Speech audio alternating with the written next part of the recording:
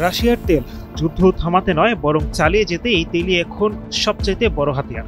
আর সেই তেল কিনে রাশিয়ার অর্থনীতি সচল রাখছে এই অভিযোগ অনেকদিন ধরেই করে আসছিলেন ডোনাল্ড ট্রাম্প। কিন্তু এবার মনে হচ্ছে তার চাপ কাজে দিচ্ছে। রাশিয়া থেকে ভারতের তেল আমদানি কমতে শুরু করছে। প্রশ্ন উঠছে, সে কমতির নেপথ্যে ট্রাম্পের নতুন চাপই কি প্রধান কারণ?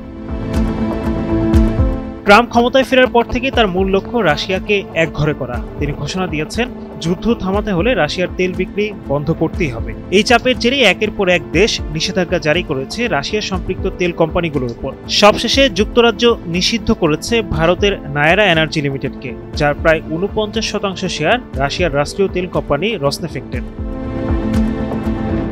ভারত অবশ্য বলছে তারা কোনো ডাবল স্ট্যান্ডার্ডে বিশ্বাসী নয়।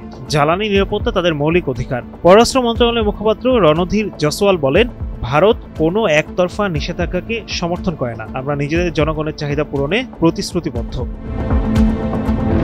কিন্তু এর মাঝে মার্কিন সূত্রে খবর, ভারতীয় রিফাইনারগুলো রাশিয়ার তেল আমদানি 50% পর্যন্ত কমিয়ে দিয়েছে। আর ট্রাম্প এখনো আরও এক ধাপ এগিয়ে হুঁশিয়ারি দিচ্ছেন, ভারতের পর এবার চীনকেও বাধ্য করব রাশিয়ার তেল কেনা বন্ধ করতে।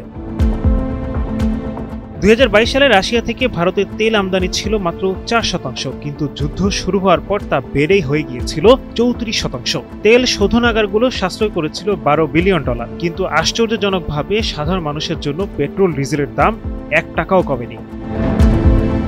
আর এখন ট্রাম্পের কূটনৈতিক চাপের মুখে জুন থেকে সেপ্টেম্বরের মধ্যে রাশিয়ার তেল আমদানি 45% পর্যন্ত কমে গেছে।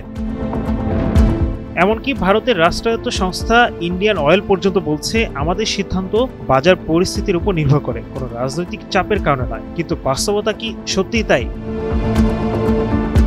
একদিকে ট্রাম্পের চাপ, অন্যদিকে ইউরোপের নিষেধাজ্ঞা। এই দুয়ের চাপে ভারতের রাশিয়া নির্ভর তেল রপ্তানি আমদানি স্পষ্টতই বদলে যাচ্ছে। কিন্তু প্রশ্ন একটাই, যুদ্ধের দায় কার কাঁধে পড়বে শেষ পর্যন্ত?